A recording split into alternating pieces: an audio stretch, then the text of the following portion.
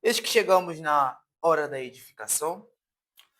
Peço a todos aos amados que abram as suas Bíblias no Evangelho de Jesus, relatado por João, no capítulo 7, e leremos do verso 1 até o verso 9. Repetindo, João, capítulo 7, do verso 1 até o verso 9.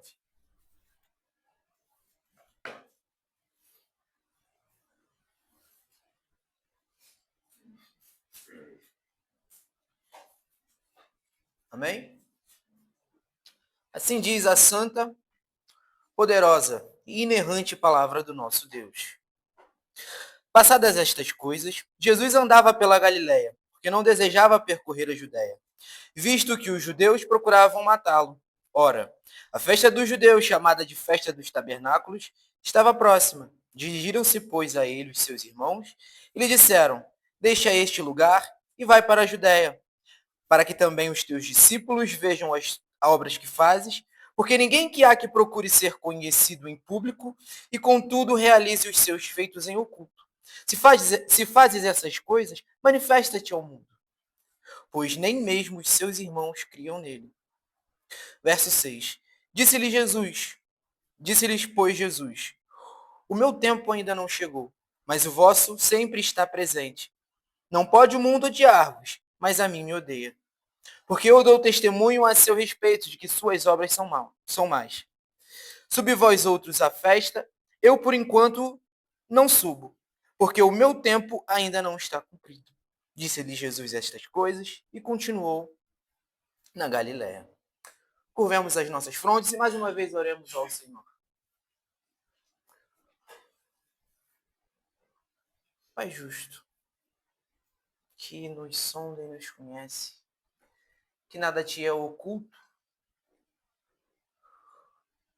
Meu Pai, que nunca me desamparaste, que nunca nos desamparaste, nunca houve um momento, ó Senhor. Eis que agora o teu servo clama a ti, Senhor, para que tu não venha a falar nada além daquilo que está na tua palavra. Que o Senhor me auxilie, que seja sabido que fui auxiliado.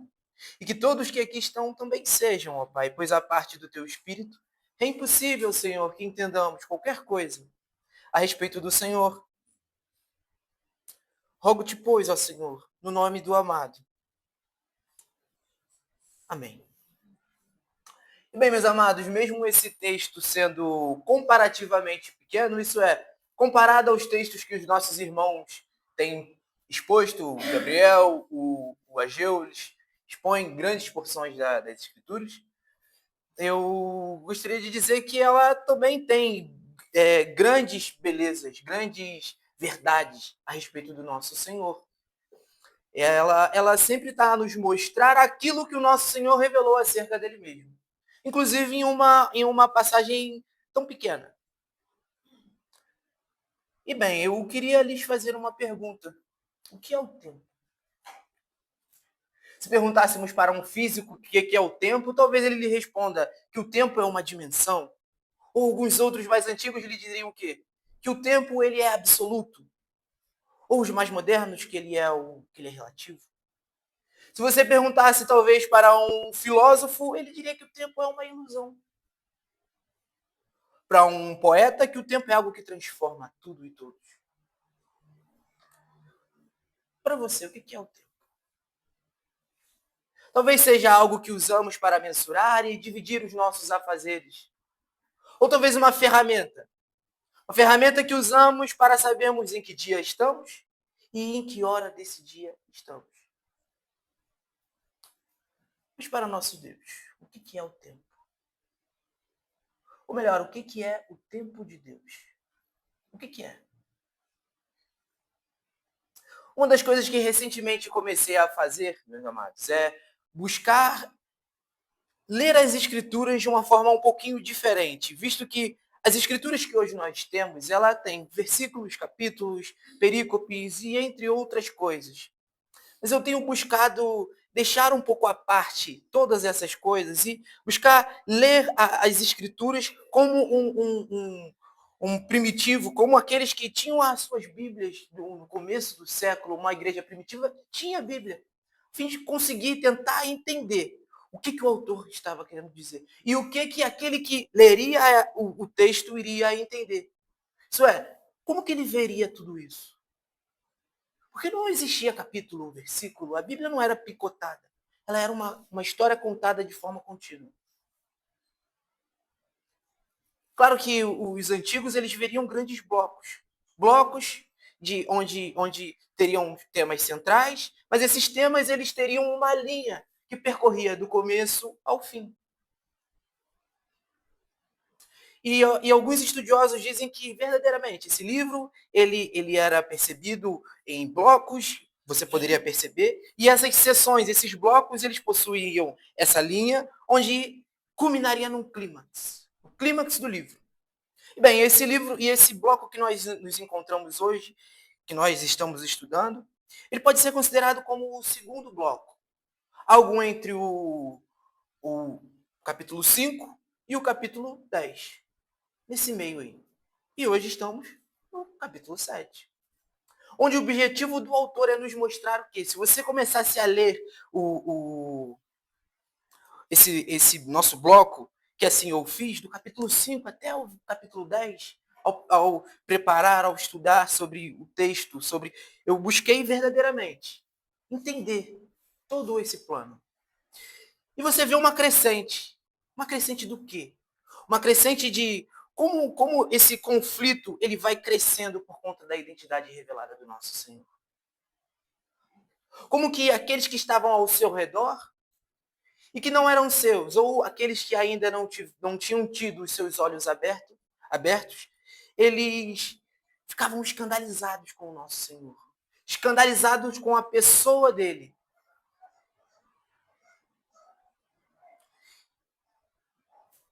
E nosso bloco ele começa no que chamamos de capítulo 5, quando Jesus cura um homem no sábado. Lá no capítulo 5, algumas semanas atrás, não me recordo quem foi que expôs, mas nos mostra exatamente sobre isso. Quando o nosso Senhor cura um homem no sábado, aquilo que para um fariseu era inadmissível, supostamente transgredir a lei do nosso Senhor, a lei de Deus, ao quebrar o sábado, aquela lei que eles não compreendiam. E que erroneamente faziam adições e a interpretavam muitas das vezes da forma como queriam. Ao ponto de não compreenderem quando o nosso Senhor cita o texto de Oséias 6,6. E diz assim, pois desejo misericórdia, não sacrifício. Conhecimento de Deus em vez de holocaustos. Isso era o que o nosso Senhor estava fazendo. Ao curar um homem no sábado. E infelizmente eles não tinham entendido ainda o que era o sábado. Ou melhor, quem era o sábado? E que ele não era um dia somente que a lei dizia que você não podia fazer absolutamente nada, que você deveria ficar, no português popular, você deveria ficar à toa. Não era somente um tempo ocioso. Ele apontava para alguém. Ele apontava para uma pessoa. No nosso meio aqui, como eu posso dizer, basicamente quase todos ou todos aqui sabem exatamente sobre isso, que o sábado e tudo que está no Antigo Testamento ele aponta para Cristo, mas é sempre bom repetirmos isso, para que isso se torne comum na nossa realidade, que a Bíblia, toda a Escritura aponta para alguém. E o sábado não é diferente. Ele é o verdadeiro Shabat, ele é o nosso descanso. Jesus, o Cristo. E ao decorrer do livro, veremos que isso culmina no clímax. O clímax do livro. Quando o nosso amado ele vence tudo e vence todos. E nos dá o privilégio de podermos entrar já no tempo presente, no Shabat de Deus, no descanso de Deus. Mas não só isso. Já hoje, nós podemos nos relacionar com esse descanso, com essa pessoa. Pois o nosso verdadeiro descanso é essa pessoa gloriosa. Onde que um dia, tudo que um dia já houve, tudo que um dia há, tudo que hoje há, e tudo que um dia haverá de ter, convergirá nele. As Escrituras nos mostram isso. Tudo que um dia existiu, tudo que existe, que vai existir, vai convergir em Cristo. Ele é o nosso descanso. Mas eles não entendiam isso. E vimos ao decorrer dessas exposições, que o nível de afronta a ele parecia crescer. Crescer, até o... E veio crescendo, e vimos no capítulo 5 que os judeus ainda mais o procuravam matar, porque ele mostrou a sua missão, mostrou que o que verdadeiramente, o que significava as Escrituras. Quando o Senhor falava que, quando o Senhor em Oséias 6 fala que é dia de misericórdia. Quando o Senhor fala que ele é aquele que as Escrituras falavam a respeito dele. Isso vai crescendo e crescendo e você vai vendo no capítulo seguinte que os seus discípulos, ou aqueles que pelo menos diziam ser, o que aconteceu? O que aconteceu quando ele revela a si mesmo? Vemos que Ageu, ele pregou exatamente nesse texto, por isso que eu disse que eles têm pregado grandes partes das Escrituras, grandes desafios, que ele mostra o quê? Que aqueles que supostamente eram seus discípulos ouviam a respeito dele. Falavam o quê? Duras são essas palavras. Porque eles não entendiam quem era essa pessoa. Eles queriam pão. Eles queriam prosperidade. Queriam saúde. Eles queriam essas coisas. Eles queriam um céu sem Cristo. Isso que eles queriam. Não muito diferente do que vemos hoje por aí. Não muito diferente do que muitas das vezes nós vemos em nós mesmos. Quando nós não buscamos entender e conhecer essa pessoa. Mesmo que inconsciente. Mesmo que sejamos reformados. E é legal. É bom, eu gosto de ser reformado. Mas muitas das vezes tendemos a esquecer que o céu sem Cristo é mar sem água.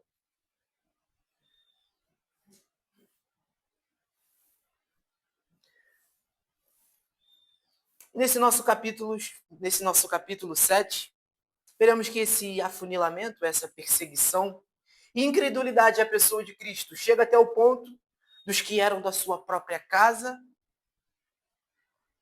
perseguir. Como o texto nos mostra. E, amado, se você e eu somos verdadeiramente crentes, se verdadeiramente somos, se verdadeiramente buscamos entender e conhecer a pessoa de Jesus Cristo, verdadeiramente, isso vai acontecer. Seja na sua escola, seja em casa, seja lá onde for, você vai ser perseguido. Eu não digo uma perseguição como a gente vê, como nós podemos ler na história, ou como aqueles nossos irmãos que estão esquecidos muitas das vezes, que nós que estamos aqui esquecemos deles. Não mencionamos nem mesmo nas nossas orações. Aqueles irmãos que estão lá no Oriente Médio sendo perseguidos, aqueles irmãos na Ásia, que às vezes... E eu falo por mim, eu me envergonho disso. Muitas das vezes você vê no Instagram, você está descendo, nossa, esse irmão lá no Oriente Médio, ele tá sendo forçado a trabalhar em poços de esgoto. Nossa, triste, né? Tá bom, agora vamos passar para a próxima. Ainda assim, eu e você sofreremos essas perseguições, mesmo não sendo o mesmo nível desses nossos irmãos. Ainda assim, acontecerá perseguição, que é necessário que aconteça. Sejamos perseguidos. Seremos zombados, escarneados, e até mesmo eles irão te odiar de forma velada. Aquela forma que eles não falam, mas eles te olham. Você olha para a pessoa e você sabe que aquela pessoa ela tem algo contra você. Isso vai acontecer. É natural. Por quê? Porque é impossível aqueles que estão nas trevas amarem a luz. Nosso amado veio. Ele é luz, mas odiaram mais as trevas. E talvez as nossas Bíblias, o subtítulo aqui, esteja assim, a incredulidade dos irmãos de Jesus. E eu busquei verdadeiramente tentar entender se verdadeiramente o tema central dessa nossa perícope é essa. E o que eu pude perceber? Que não. Não creio que seja esse o ponto central. Creio que isso acontece verdadeiramente, mas esse ponto central não é que os irmãos de Cristo não criam no nosso amado. É porque muitas outras pessoas não criam no nosso amado. E se acompanharmos do verso 1 até o verso 5, veremos que parece que João estava preparando para nos mostrar o verdadeiro tema central de tudo isso. Capítulo 1, do verso 1 até o verso 5, que diz assim: Passadas essas coisas, Jesus andava pela Galiléia, porque não desejava percorrer a Judéia, visto que os judeus procuravam matá-lo. Ora, a festa dos judeus, chamada de Festa dos Tabernáculos, estava próxima. Dirigiram-se, pois, a ele os seus irmãos e lhe disseram: Deixa este lugar e vai para a Judéia, para que também os teus discípulos vejam as obras que fazes. Porque ninguém há que procure ser conhecido em público e, contudo, realize os seus feitos em oculto. Se fazes essas coisas, manifesta-te ao mundo, pois nem mesmo os seus irmãos criam nele. E ele prepara tudo isso para o verso seguinte. Tudo culmina no verso seguinte. Que ele vai falar o quê?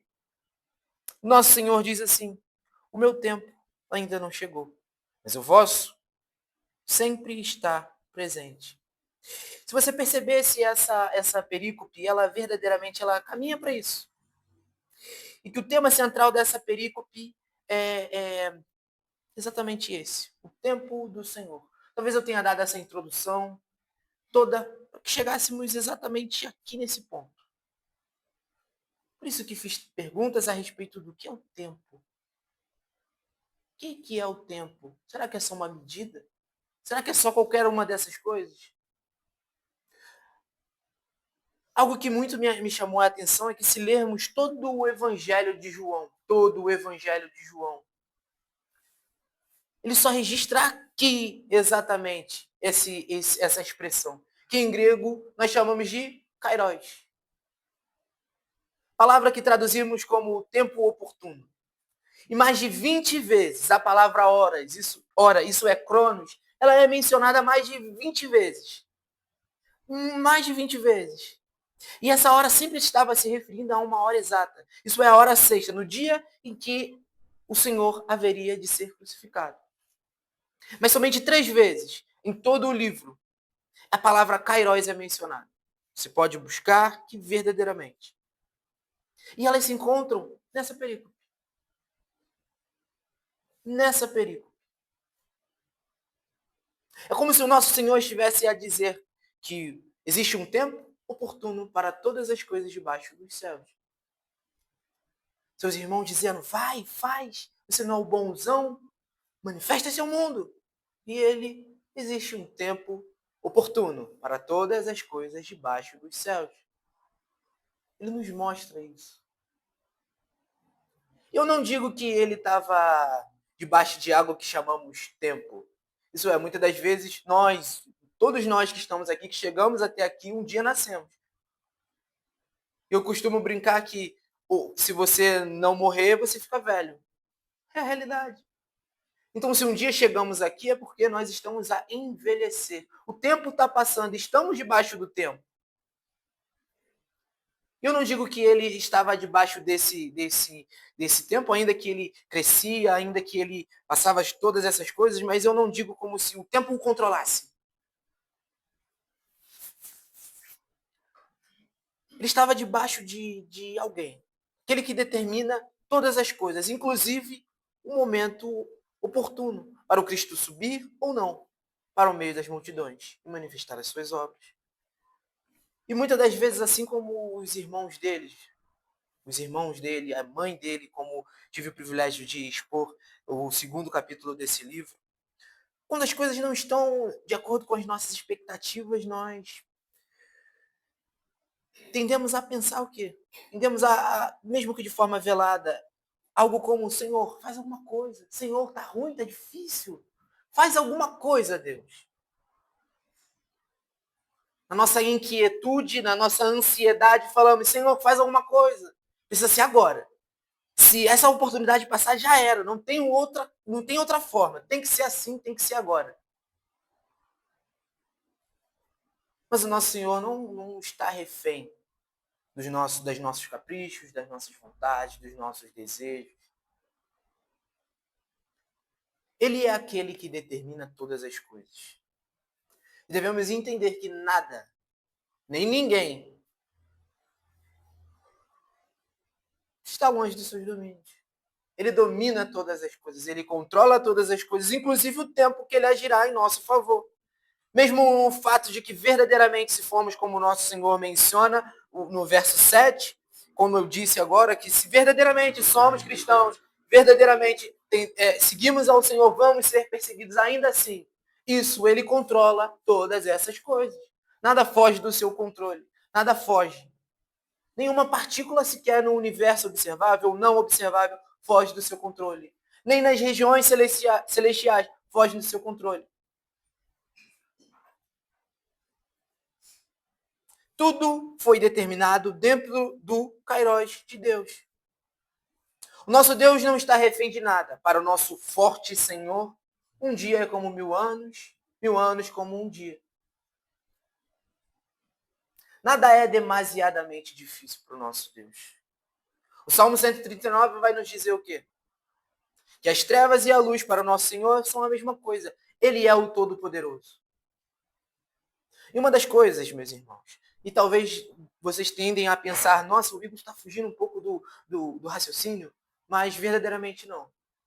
Uma das coisas que gosto de meditar a respeito do nosso Deus, e isso me ensinou um pouco sobre esse texto, é que as coisas que existem, mas não são palpáveis, como as trevas, a luz e até mesmo o próprio tempo, todos são criações de Deus. Não é como se Deus criasse o mundo e tudo mais, e as outras coisas começassem a se criar sozinha. Ele criou o céu, a terra, a luz, a escuridão e o tempo. Criou todas as coisas. Tudo é criação de Deus. E é belo como ele faz com que tudo funcione, mesmo com o problema do pecado. Tudo funciona da forma com que ele quer que funcione. Não foge do seu... É maravilhoso. Não foge do controle dele. Ele faz funcionar. Nosso Deus criou o tempo e determinou as coisas que haveriam de acontecer. E essas coisas que haveriam de acontecer, aconteceriam no tempo. Nesse tempo cronológico que chamamos. Nesse tempo de minutos, horas e tudo mais. Mas haveria de acontecer. E acontece. Não deixa de acontecer. Ele determinou que assim o fez. Estendendo a mão, Senhor, quem poderá ir contra ele? Quem? Ele é aquele que determina tais como uma árvore que é plantada junto a ribeiros, que haverá de dar os seus frutos no devido tempo. Muitas das vezes vemos essa metáfora como somente uma metáfora e que nós devemos meditar na lei do Senhor. E sim, esse é o ponto central desse Salmo de número 1. É o ponto central verdadeiramente. Mas entendo que essa metáfora, ela é real. O Senhor verdadeiramente determinou que um milho, algo que nós comemos no dia a dia, vai demorar 90 dias para poder ser colhido. Uma tamareira vai demorar 80 anos para dar frutos. Devemos nos maravilhar com o nosso Senhor.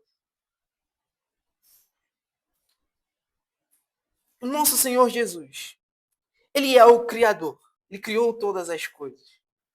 Ele criou os céus, ele criou a terra. E disse Deus, haja luz e houve luz. Haja firmamento e houve firmamento. Disse Deus, haja e houve. No princípio era o verbo estava com Deus e o verbo era Deus. Ele é o agente da criação. Ele criou essas coisas. E sabe o que é belo?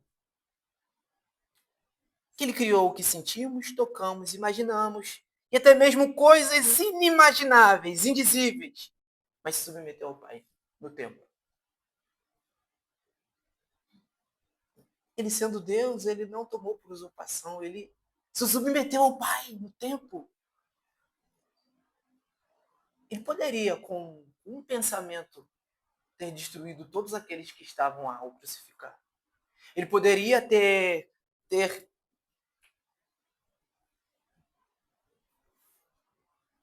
matado todos que o pegaram. Ele poderia ter não criado aquele que haveria de o trair. Mesmo sendo um ser tão poderoso, o ser todo-poderoso, ele se submete. Hoje cedo estudamos sobre Que Cristo, ele se submeteu ao Pai, esvaziou-se de si mesmo.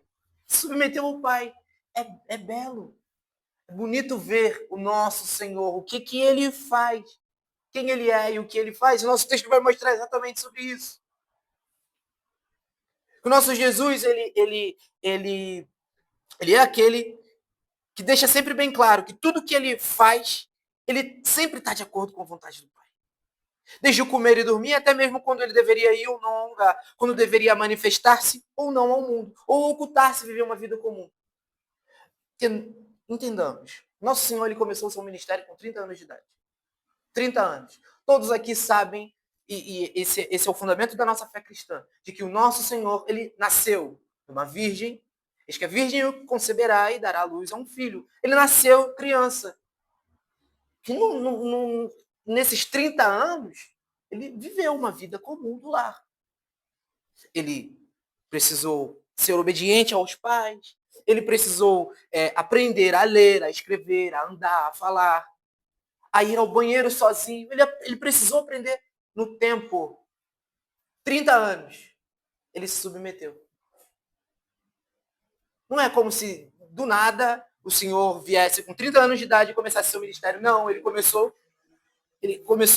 nasceu criança, cresceu. A nossa escritura vai nos falar isso. Em Lucas, capítulo 2, no verso 40, que nos diz que o nosso Senhor crescia e se fortalecia, enchendo-se de sabedoria. Isso é, antes de 30 anos ele não se manifestou ao mundo, nem mesmo aos da sua casa.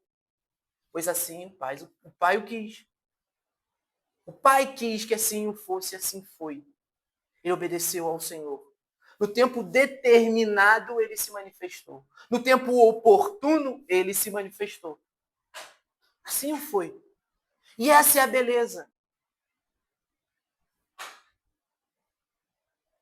Devemos nos maravilhar com o nosso Senhor.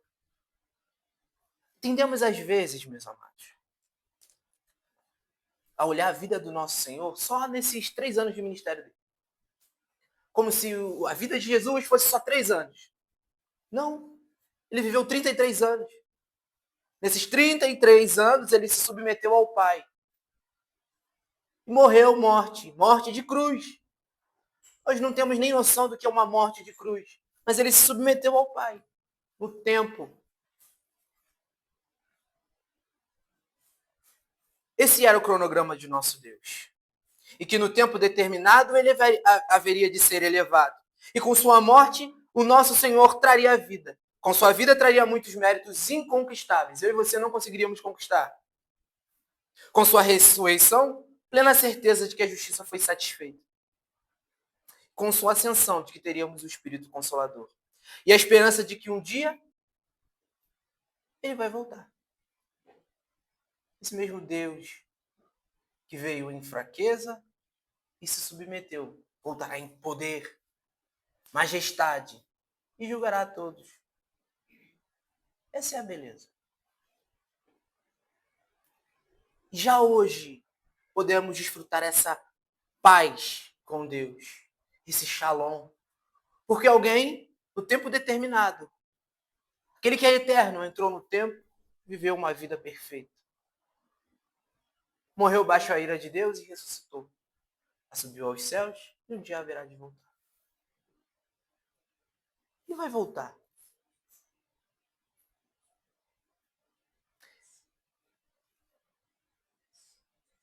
Estamos falando sobre tempo, né?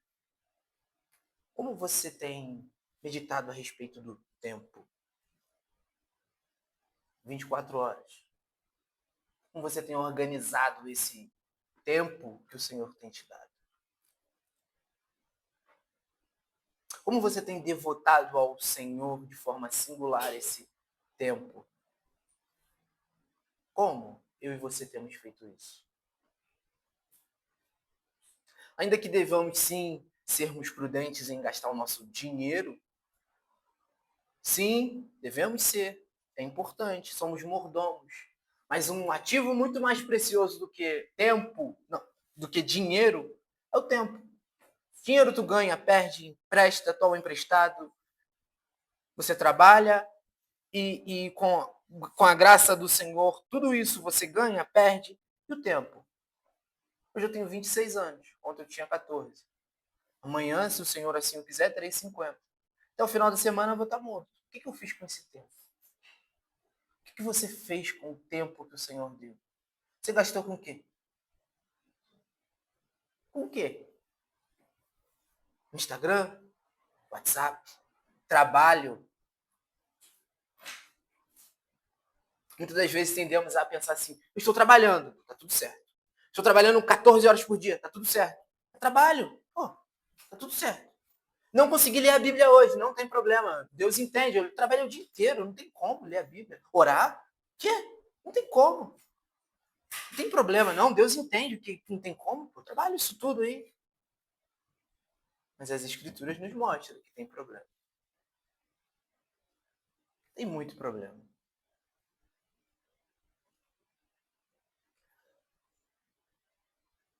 Entendamos, né, meus amados, que sim, o Senhor, ele determinou todos os acontecimentos. Isso é, o tempo oportuno para todas as coisas. Ele determinou. Mas isso não nos exime da responsabilidade de usarmos essas horas para renovarmos as nossas mentes. E fazermos aquilo que o apóstolo Paulo vai nos dizer em Efésios capítulo 5, verso 15 e 16. Portanto, veja prudentemente como andais, não como nesses, mas como sábios, remindo o tempo porque os dias são maus. Nesse mundo pós-moderno, onde uma grande porção daqueles que se dizem crentes não conhece ao Senhor. Eles se dizem crentes, mas não conhecem ao Senhor. Que é um céu, mas um céu sem Cristo. É o que eles querem.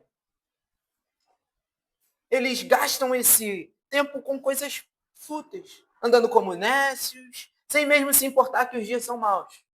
Ou pior, quantos de nós, aqueles que, mesmo que de forma como alguém que vê alguém como a luz da lua, mas ainda assim anseia que logo se faça dia perfeito para que o vejamos como ele realmente é, muitas das vezes andamos como esses nécios. Ainda que o principal motivo do nosso coração não seja essa tolice toda que nós vemos por aí, ainda assim, gastamos com coisas fúteis. Eu vejo isso na minha vida. Eu me envergonho disso. Me entristeço por isso. Se vocês, meus amados, me verem andando por aqui meio carregado, meio cabisbaixo, é exatamente por isso. Eu não tenho problema nenhum em perder algumas coisas, em ganhar outras. A minha amada, ela sabe, ela me vê, ela me conhece. Vê que eu não tenho... dificilmente eu crio expectativa em algo. Mas eu vejo muito, eu me vejo muito, olho para mim e vejo que estou tão distante de Cristo. Tão distante de gastar esse tempo precioso com o amado. Eu não tenho outra expectativa. Não quero ter. O que eu anseio, o que nós devemos ansiar, é aprender a ter um tempo devocional verdadeiro com o nosso amado. De conhecê-lo verdadeiramente. Eu falo isso sempre. Devemos conhecer ao Senhor, devemos conhecer ao Senhor. Mas muitas das vezes eu falo isso para mim, para o Igor. Porque muitas das vezes ele fala tudo isso, mas a realidade é totalmente diferente. É tão agitado. É o celular que toca o tempo inteiro. É o trabalho que muitas das vezes temos que... É urgente, não posso deixar de atender. Bem, eu vou orar na hora do almoço, mas aí o almoço você tem que resolver alguma coisa que é mais urgente. Eu vou ler na hora que eu chegar em casa, mas nossa, eu tô tão cansado, o dia foi tão puxado hoje. Desonramos o nosso Senhor, entristecemos o Santo Espírito e deixamos de fazer o principal, que é olhar para o nosso amado. E bem, meus amados, eu falei sobre tudo isso com a graça do nosso Deus, de como devemos fazer para realmente usar com sabedoria esse tempo. Existe um sermão que eu gosto do irmão John Piper, que vai falar: não desperdice sua vida, não desperdice. Gaste seu tempo com coisas que são verdadeiramente para o reino, avanço do reino. Eu pude concluir o seguinte, que a única forma de verdadeiramente fazermos isso é usando esse tempo para entender quem é essa pessoa. Vocês lembram em Atos, que vai falar assim, que muitos daqueles que estavam lá e conheceram ao Senhor vendiam os seus livros de magias caríssimos, por preço, que era... E eles falavam um para os outros dos seus pecados. Lembra da mulher samaritana que estudamos? Por que ela fez aquilo que ela fez? Por que ela chegou a todo mundo e falou: bem, tem um homem lá que falou dos meus podres no passado e eu acho que ele é o Cristo. Por que ela fez isso? Porque ela teve uma visão mais clara e mais elevada de quem é Jesus Cristo. Quando eu digo visão, não é aquela tolice toda que a gente vê por aí. Não, mas a mente dela, o Espírito a iluminou e ela pôde ver com os olhos da fé quem é essa pessoa. Tudo se encaixa. Todo o resto parece cair no seu lugar. Nosso maior problema é esse, é que não o conhecemos.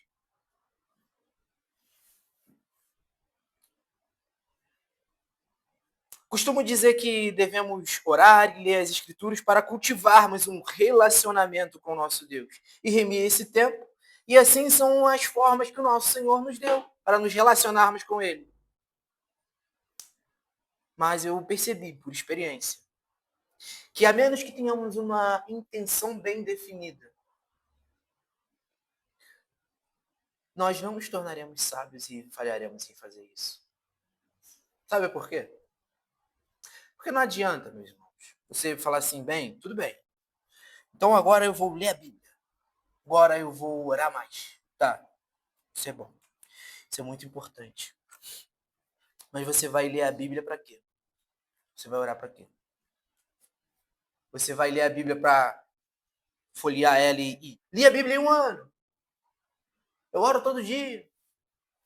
Ah. O objetivo da nossa leitura anual ou qualquer tipo de leitura das Escrituras é para conhecer ao Senhor Jesus Cristo. Se você não tem essa intenção ao ler as Escrituras, você gasta seu tempo à toa. De Gênesis a Apocalipse, tudo sobre ele. Se você for no mais profundo abismo, é sobre ele. No mais alto, se você tomar a carona com a alvorada, é sobre ele. Se você for no ponto mais distante do planeta, é sobre ele. Tudo que um dia já houve na mente do nosso Deus é sobre Cristo. É sobre Cristo.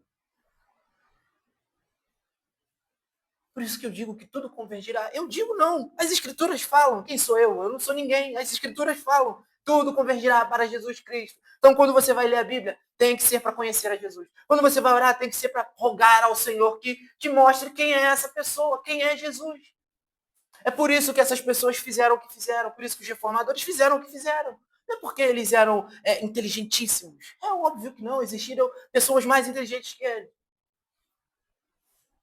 Paulo, João, os apóstolos não fizeram o que fizeram porque eles eram o bambambam. Não era, é por conta de Jesus Cristo. Porque eles viram quem é ele. E nós vimos quem é essa pessoa. E outros 500 viram quem era essa pessoa. E eles morreram e falaram, eu não vou negar essa pessoa. Me mata, me joga nos animais, me crucifica, me queima, não quero saber. Eu vi quem é essa pessoa. É maravilhoso demais para mim. Tal conhecimento é sobremodo elevado. Esse é o nosso Senhor. A menos que façamos essas coisas, e eu não digo, meus irmãos, que abrir as Escrituras para e ler outras coisas e ver outras coisas dentro das Escrituras, buscar entender algumas outras coisas, não há problema algum, é bom, é útil. Você orar por outras coisas é útil, é necessário você orar pelos nossos enfermos, é necessário você orar para que você tenha uma vida financeira melhor, não há nada de errado nisso. Não há nada de errado. Mas o tema central da sua vida, da sua vida devocional, tem que ser Jesus Cristo.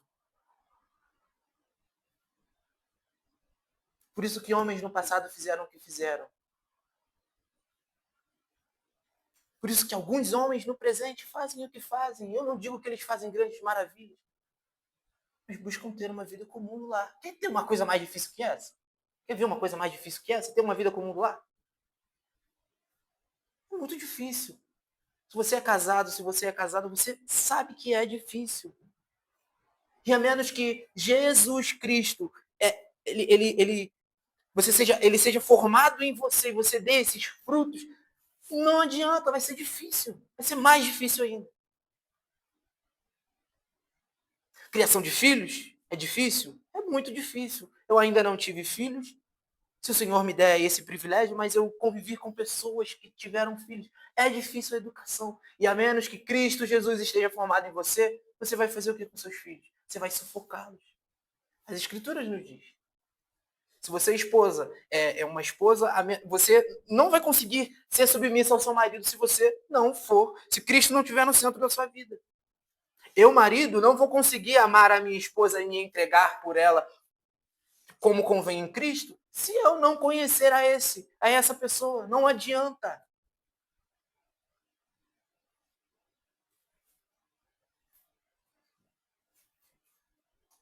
Meus irmãos, querem aprender, queiramos aprender a buscar a submissão do nosso Senhor. Busquemos aprender a remir o tempo, busquemos a deixar de desperdiçar esse precioso ativo. Busquemos, meus amados, conhecer aquele que está no centro da mente de nosso Deus. Nosso amado, ele é aquele que nós devemos ansiar mais que o paraíso. Mais que o paraíso. Mais do que o novo céu e a nova terra. Muito mais. Muito mais. Alguns antigos costumavam dizer assim, que preferiam estar no inferno com Cristo do que no céu sem Ele. Que essa seja uma realidade da nossa vida. Ele é aquele que é o motivo de tudo fazer sentido. Até mesmo tempo. É o nosso amado. Nada faz sentido, nada funciona. Não funciona. A parte do nosso Senhor. Que Cristo nos abençoe. Que essas palavras, todas que disse aqui, às vezes talvez com algum erro, porque há muito mais a se falar dessa pessoa. Há infinitas coisas a se falar dessa pessoa que eu não tenho capacidade de falar. Eu sou incapaz. Sou incapaz de falar dele. Somente a divindade consegue falar com precisão a respeito dela mesma. O Espírito de Deus sonda a Deus, o Espírito do homem sonda o homem. Somente o Espírito do Senhor pode falar. Mas que, meus amados, essa meditação, esse texto e essa exposição, ela nos traga, meus amados, um entendimento de que devemos ansiar mais por ele. Não só cumprir, vir aqui no domingo e vamos lá, de manhã cedo a gente chega, antes das 9, vamos lá, vamos ter a nossa aula, depois a gente sai, vamos ter o nosso culto, e aí o culto do Senhor, e aí o culto do Senhor nós começamos com uma adoração, e temos o princípio regulador do culto, é maravilhoso, temos ordem. É bonito. Já fui em outras igrejas e infelizmente não há ordem. Mas tudo isso não faz sentido se o centro de tudo que nós fizermos não for ele. Tudo perde o sentido, o significado. Você pode ir a qualquer lugar. Qualquer lugar. E se o amado não for o centro, é câncer e enfado. Viver uma vida de 100 anos, sem conhecê-lo, é como um aborto. Que Deus nos abençoe, meus amados.